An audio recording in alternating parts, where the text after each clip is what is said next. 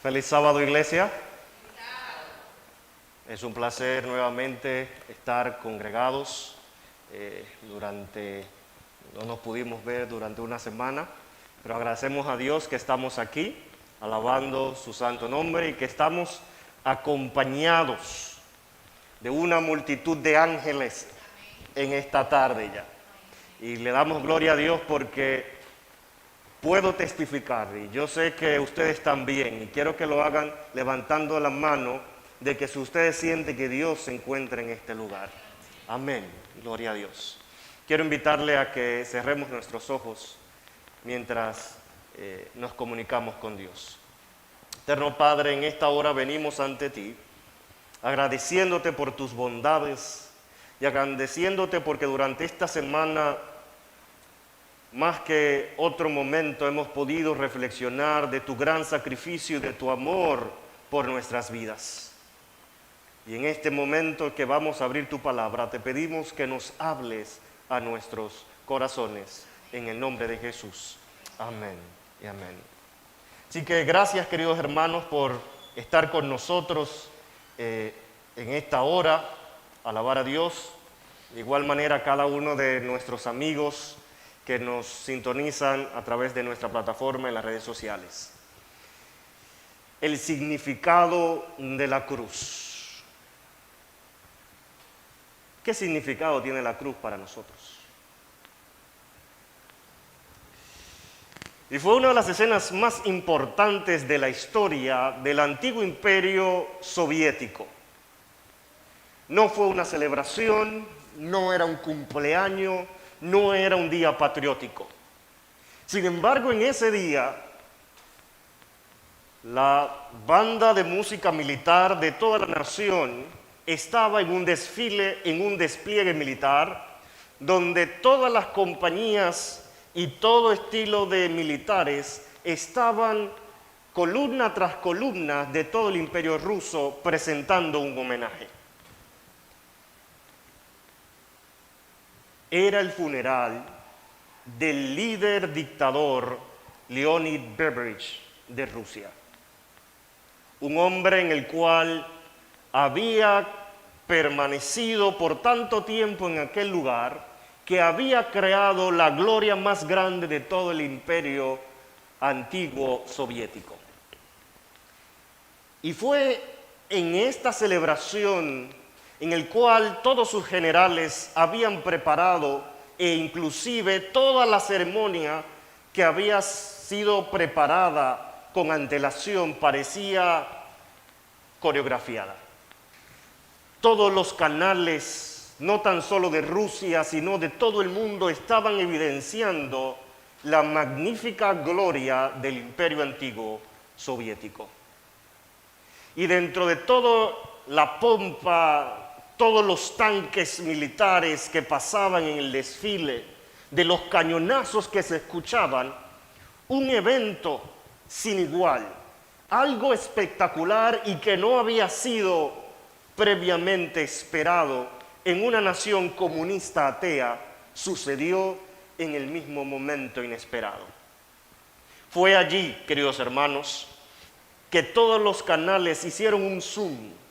Todas las cámaras se enfocaron en una dama que se encontraba junto al féretro de este gran líder soviético y ateo.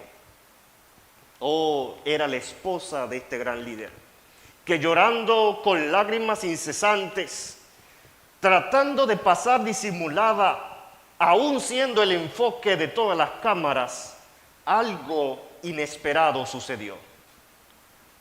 Todo el mundo quedó estupefacto al ver que esta mujer, que junto a quien fue su líder de toda esta nación, que seguían la filosofía humanista del secularismo e inclusive habían negado públicamente que no existía un Dios, allí, junto al féretro de su esposo, hizo la señal de la cruz. ¿Te imaginas la viuda de un gran líder comunista que no cree en nada en Dios, que junto a su esposo decían llamarse ateos, despojarse de todo lo que tenía que ver con religión y creer que tan solo el humano puede con todo. Y en un momento de dolor, en un momento de tristeza, en un momento en el cual ella reconoció que no podía contar con ninguna de estas filosofías, ni el ateísmo, ni el humanismo, ni el materialismo, porque ninguno de ellos le daban esperanza. Y fue allí donde ella encontró que ella necesitaba la cruz de Cristo. Y es allí que encontramos la relación entre lo que significa la cruz y esta historia. Queridos hermanos, hoy quiero que podamos entender qué hoy nos dice la cruz a nosotros. ¿Qué significado puede tener para nosotros como cristianos? ¿Qué significado puede tener la cruz para un joven de 19 años, 20 años, en los cuales piensa que todas sus malas decisiones de la vida le han arruinado y que ya no hay vuelta atrás? Quizás para una mujer o un hombre que dentro de su matrimonio su vida está arruinada, ¿qué significa la cruz para ellos? ¿Qué dice la cruz a una persona de negocio cuya empresa o inversiones o inclusive un trabajador que ha perdido su trabajo? ¿Cuál es el significado de la cruz para nosotros en el siglo XXI? ¿Tan solo un símbolo que se pone en la pared y de algo que sucedió en 2000 años antes? ¿Qué realmente significa la cruz?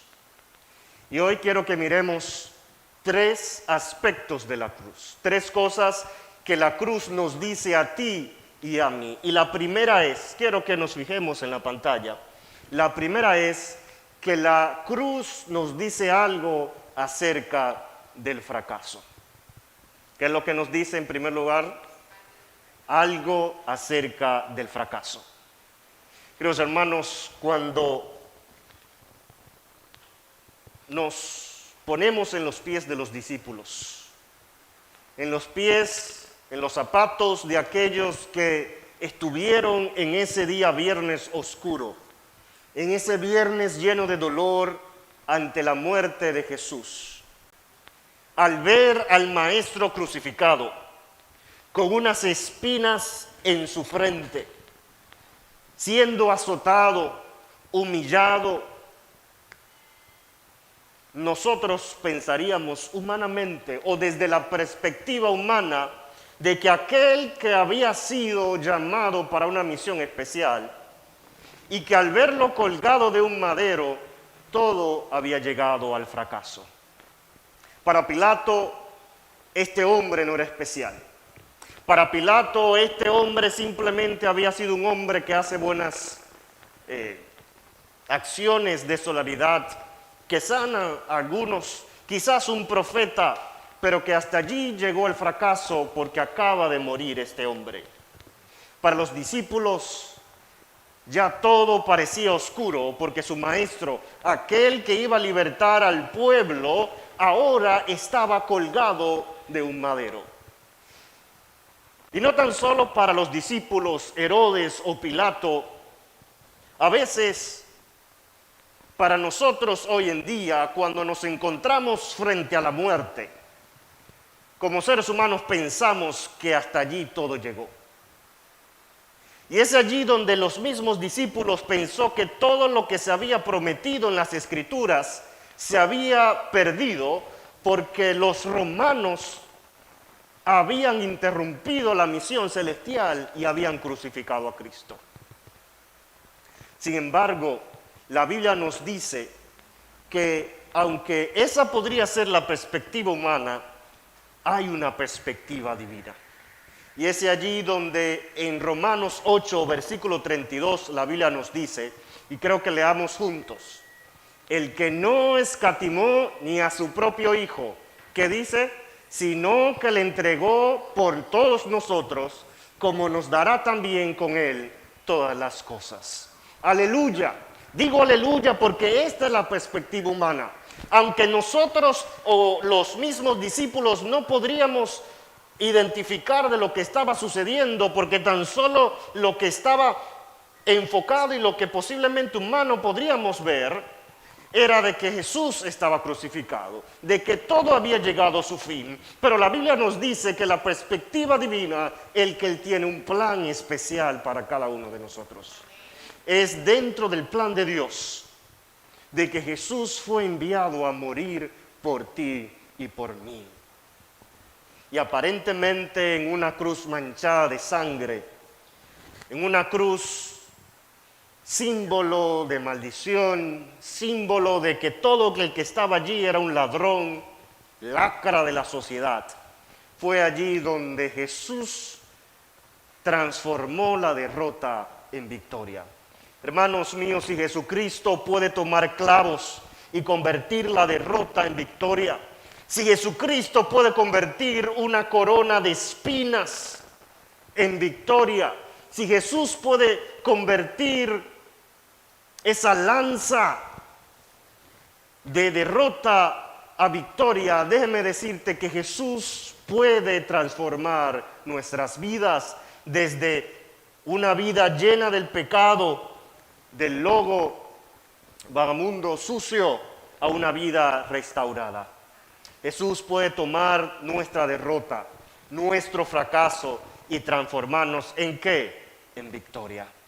Hay sanidad que fluye de la cruz, queridos hermanos. Sanidad para nuestros errores, sanidad para nuestras dudas, sanidad para nuestro futuro, que aunque hemos cometido errores en nuestro pasado, Jesús aún nos provee con una segunda oportunidad. En las luchas de la vida, cuando la enfermedad aflija nuestro cuerpo, cuando quizás tu familia se desmorona o cuando nuestras cicatrices emocionales de nuestro pasado se hacen más evidentes, cuando las luchas de nuestra baja autoestima, queridos jóvenes, de que nuestro corazón desgarrado, Jesús nos dice que hay sanidad que fluye de la cruz. Es allí cuando Jesús en la cruz gimió: Padre, en tu mano encomiendo que mi espíritu. Quiero decirle, queridos jóvenes, hermanos, que Jesús más que todo exclamó de que Él estaba dispuesto a cargar con nuestras culpas, que está dispuesto a cargar con nuestras malas decisiones, cargar con un carácter difícil, que no importa lo que suceda o cuán lejos estemos de Dios, Dios está cerca para perdonarnos. No importa cuántos nosotros nos sentimos que no merecemos del regalo de la salvación. Yo le doy gracias a Dios que la salvación no depende de sentimientos, sino que depende del sacrificio de Jesús en la cruz. Esta frase cambió el rumbo de la historia: consumado es. Porque es allí cuando Jesús murió en la cruz que se acabó nuestra culpa, se acabó nuestro dolor, la enfermedad, el sufrimiento, y aún nos dio la victoria sobre el pecado, porque todo que era, porque el mismo pecado nos dice que nosotros estábamos condenados ¿a qué? A la muerte. Sin embargo, cuando Jesús dijo consumado es, nos dio una segunda oportunidad.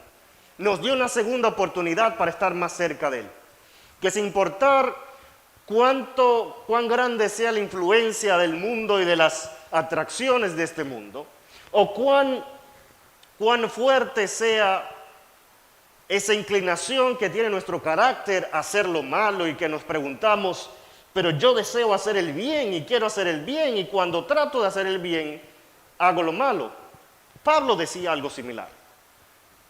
Yo deseo hacer lo bueno, comienzo a caminar a hacer lo bueno, pero termino ¿qué? Haciendo lo malo. Pero Jesús, al momento de decir consumado es en la cruz, nos da una segunda oportunidad. nos da la oportunidad de elegirle a Él y poder decir, Señor, toma el control de nuestras vidas. Y es en ese mismo momento de que el Señor nos da el poder para tener victoria, no en nosotros, pero a través de la sangre de Cristo. En segundo lugar, la cruz no tan solo habla acerca de lo que pudo ser un fracaso, pero que Jesús lo ha transformado en victoria. Pero también la cruz nos habla ¿de qué? Del perdón. Romanos 8:33 nos dice, ¿quién acusará a los testigos de quién? ¿De Dios? Dios es el que justifica. ¿Qué significa la palabra justifica, queridos hermanos? Literalmente, el verbo que encontramos allí de justificar significa tal como si nunca hubiera pecado. Y allí en la cruz Jesús murió por ti y por mí como sustituto de nuestra paga.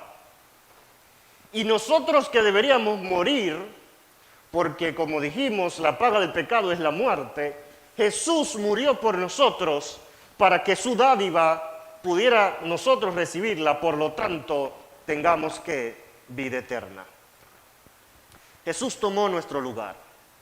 Jesús tomó la corona de espina que nos correspondía a nosotros y nos dio la corona de gloria que recibiremos en el cielo para la vida eterna. Jesús tomó los clavos en sus manos para que nosotros pudiéramos tener la salvación a través de su sangre. El siguiente versículo añade, ¿quién condenará? Cristo el que murió, más aún el que también resucitó. Él además está a la diestra de Dios, Él también intercede por nosotros. ¿Quién condena? Vamos a leer de nuevo el versículo anterior. Cristo, ¿quién es el que condenará? Pregunta. Y en vez de responder una pregunta, dice y afirma, Cristo es el que murió por nosotros, mas aún Él también resucitó. ¿Y dónde está? A la diestra del Padre. Y Él no condena, pero intercede por nosotros. ¿Quién condena? El pecado. Jesús no nos condena. Sin embargo, el pecado nos condena y nos nuevamente su consecuencia, ¿qué es? La muerte. Pero la dádiva de Dios es ofrecida para cada uno de nosotros, porque Jesús es el que nos espera con sus brazos abiertos, día tras día. Mi pregunta para ti es la siguiente.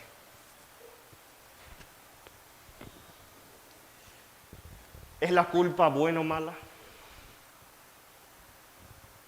¿Alguien me quiere responder? ¿Es la culpa buena o mala? ¿Es el fuego bueno o malo?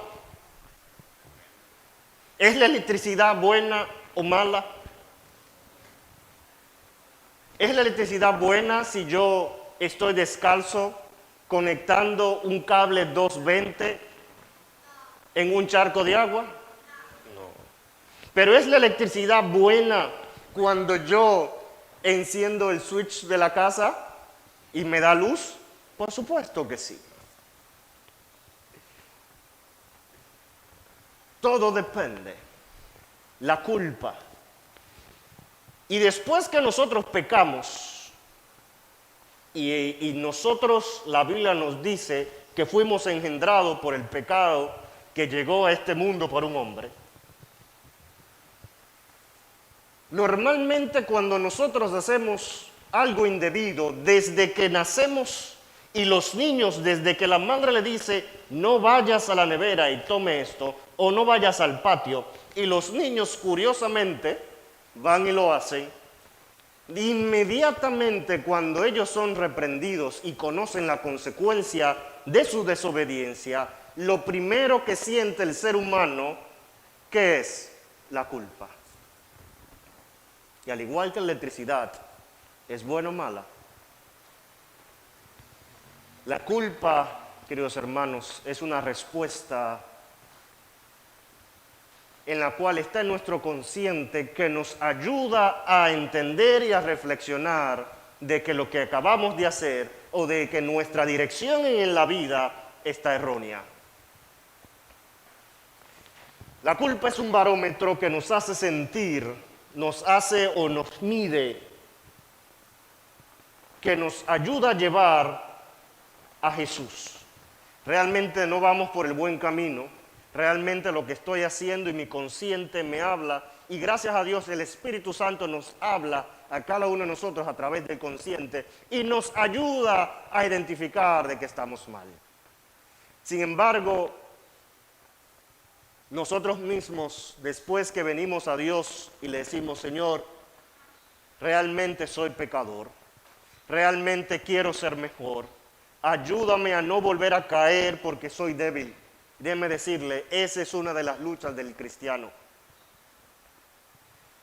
Y la lucha del cristiano contra el pecado no es el cristiano batallando en contra del pecado, no es tratando de superar sus malos hábitos por sí mismo, pero la lucha del cristiano está en buscar a Dios y estar más cerca de Él, en confesar sus pecados y pedirle poder de Dios a través del Espíritu Santo para que obre en nuestras vidas. Y es Dios a través del Espíritu Santo que trabaja en nuestros corazones, trabaja en nuestros caracteres. Pero ¿sabe lo que sucede? Muchos cristianos todavía aún tienen culpa, aún después que piden perdón a Dios, después que ellos se arrodillan, tratan de cambiar, y muchas veces en muchos países latinoamericanos grandes y hacer que mi vida parezca penitencia y de todo, pues entonces yo sé que mi oración es un olor grato ante ti. Déjeme decirle que Dios es un Dios perdonador. Y cuando Dios perdona, la misma Biblia lo dice y yo le doy gloria a Dios. Porque cuando Dios nos perdona, Él no mira nuevamente, nos mira a nosotros como pecadores, sino como sus hijos. Y es allí aún que Él se olvida de nuestros pecados y son echados a lo más profundo de la mar. Pero hermanos, la cruz nos limpia de nuestra culpa. La cruz se torna en perdón y eso hace una gran diferencia porque en 2 Corintios 5, 21 nos dice, al que no conoció pecado, por nosotros se hizo pecado, para que nosotros fuésemos hechos justicia en él. ¿Alguna vez Jesús pecó? ¿Alguna vez Jesús pecó? Jesús nunca pecó. Pero se hizo pecado para que al colgar de la cruz tomó sobre sí nuestra culpa de una humanidad pecaminosa para que nosotros pudiéramos encontrar en Él salvación. Jesús experimentó la culpabilidad máxima del pecado. Y hoy nos dice a nosotros, yo no tan solo quiero tomar de ti tus pecados y perdonarte, yo también quiero liberarte de la carga de la culpa. Gálatas 3:13 nos dice que Jesús se hizo lo más bajo, inclusive tomó la decisión de inclusive hacerse pasar por maldición, porque aquel que es colgado de un madero, dice Gálatas 3:13, es maldito. Porque lo único que a Jesús le interesa eres tú. Y no importa cuán lejos nos sintamos que estamos de la presencia de Cristo. Romanos 8, 38 y 39 nos dice que no hay nada que nos hará separar del amor de Dios. No hay tribulación, no hay potestades, no hay oscuridad, no importa cuán lejos estés, Dios nunca dejará de llamarte. Él hizo el último sacrificio, el sacrificio más grande que se puede hacer en esta humanidad, por ti. Y mi pregunta para ti es, si Jesús hizo el último sacrificio, el sacrificio más grande por nosotros, porque nos ama, ¿por qué todavía no le aceptamos? ¿Por qué aún no vemos a Jesús como un amigo? Y este aún es el tercer mensaje que la Biblia, la cruz, nos quiere dar hoy. La Biblia, la cruz, nos presenta a Jesús, que quiere tener una relación con nosotros. Jesús quiere tener una amistad con nosotros. Jesús nos justifica. Se dio por nosotros en su lugar. Pero también Él quiere tener un encuentro con cada uno de nosotros. Ya para culminar, quiero mostrar la ilustración de la guerra de Vietnam, en donde en la ciudad de Saigón todo comenzaba a evacuar, porque todo el mundo sabía de que la guerra ya estaba tan cerca que los aviones bombarderos se escuchaban, y dentro de 5 minutos se comenzaron a ver los misiles cayendo en todas direcciones, personas corriendo, y desde pronto se escucha un mensaje a través de la radio que comunica a un soldado estadounidense y dice: hay un orfanatorio en el cual todos los niños están trancados y no pueden salir porque todas las llamas están alrededor. Necesitamos auxilio y rescatarlos. Al final de que las llamas consumieron todo, el equipo de rescate llega con 3 médicos que comenzaron a asistir niños tras niños.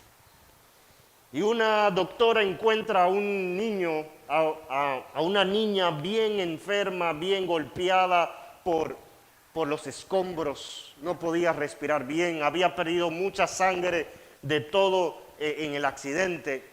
Y es allí que la llevan en la tienda de médico y andan buscando para darle transfusión de sangre. Sin embargo, se dan cuenta que la situación de esta niña era tan delicada que la sangre de un adulto no le sería efectiva porque su inmunidad estaba tan deteriorada. Por lo tanto, deciden que la sangre de un niño que estaba cerca le pregunta: ¿tú estás dispuesto a donar tu sangre a tu amiga? Y él le dice: sí, yo lo voy a hacer, y lo voy a hacer, que le voy a dar la sangre a esta niña porque ella es mi amiga. Después de estar entubada y comenzar el proceso, que el niño comienza a ver su sangre pasar de su brazo al brazo de la niña, el niño comienza a llorar. Y comienza de forma desesperada a llorar, y la doctora dice: ¿por qué lloras? ¿Por qué lloras? Y unos minutos después, que inclusive no podía parar de llorar, el niño le dice: creo que voy a morir. ¿Y por qué crees que vas a morir? Porque le estoy dando mi sangre a ella, y como yo le estoy dando mi sangre a ella, yo me voy a quedar sin sangre. Y la doctora, entendiendo el concepto quizás un poco limitado del niño de lo que es una transfusión de sangre, le dice: ¿y por qué tú, sabiendo que como quiera le ibas a dar toda tu sangre y no te ibas a quedar con sangre a esa niña, por qué lo hiciste? Y el niño tan solo dijo: porque yo soy un buen amigo de ella. Jesús está dispuesto de que, si es necesario, morir nuevamente en la cruz para que tú te salves, para que nosotros podamos día tras día confesar nuestros pecados y darle gracias a Dios por su salvación. Él está dispuesto a hacerlo nuevamente. Queridos hermanos y amigos que nos ven, quiero decirle que Dios está abierto y que su salvación está abierta para cada uno de nosotros. Amigo, amiga, ¿sientes la necesidad de un Salvador? La Biblia nos dice de que Dios está listo para perdonar nuestros pecados, nuestras fallas, y está dispuesto a darlo todo porque ya Él lo dio todo por nosotros en la cruz. Y esto demuestra cuánto Él nos ama. Puedes pensar de algún amigo, al igual que Jesús, que quisiera habitar por la eternidad junto contigo porque ya ha ofrecido ese sacrificio. Jesús está dispuesto a darte salvación. Jesús está dispuesto a transformar tu vida, a crear de ella, de piezas rotas, a una obra maestra. Si es que has escuchado el mensaje de Dios en esta hora y estás dispuesto a decirle sí a Jesús, sí al perdón de nuestros pecados, sí que aunque conozco del Evangelio, aunque he crecido de la iglesia, pueda reconocer que la cruz significa más que un símbolo de hace 2000 años, pero significa una nueva oportunidad en nuestras vidas día tras día. La gracia de Dios aún abunda y hoy nos llama nuevamente a estar más cerca de Él. Si es tu deseo de estar más cerca de Cristo y de su cruz, te invito a ponerte de pie. Te invito a decirle sí a Jesús, sí al mensaje de la cruz. Pero de forma especial quiero llamar si hay alguna persona en esta hora que no ha entregado su vida al Señor de forma pública a través del bautismo, en el cual le dice: Señor, tú moriste en la cruz del Calvario por mí. Yo quiero entregarte mi vida a ti a través de morir al carácter carnal y permitir que tú entres en mi vida y hacer esto a través del bautismo. Si hay alguien aquí que decide decirle sí a Jesús, te invito a que levantes las manos. Que levantes las manos en señal de que estás dispuesto a decirle sí a Jesús y que Él pueda entrar en tu vida. La sangre de Cristo Jesús llena mi vida y me muestra su luz.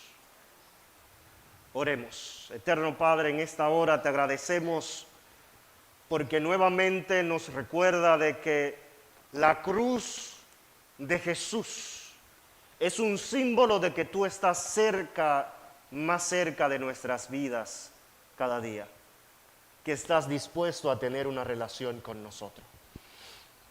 Por eso en esta hora, Señor,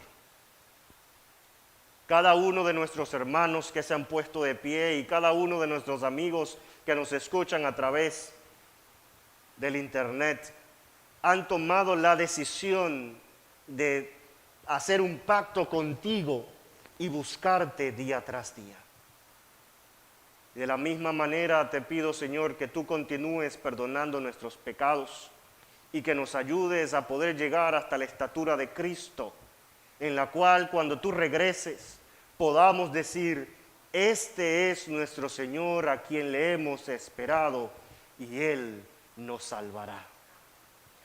Gracias, Señor, porque tu gracia aún abunda. Y te pedimos nuevamente, Señor, que tu amor, que tu sangre siempre nos rodee y nos limpie de todo pecado. En el nombre de Jesús.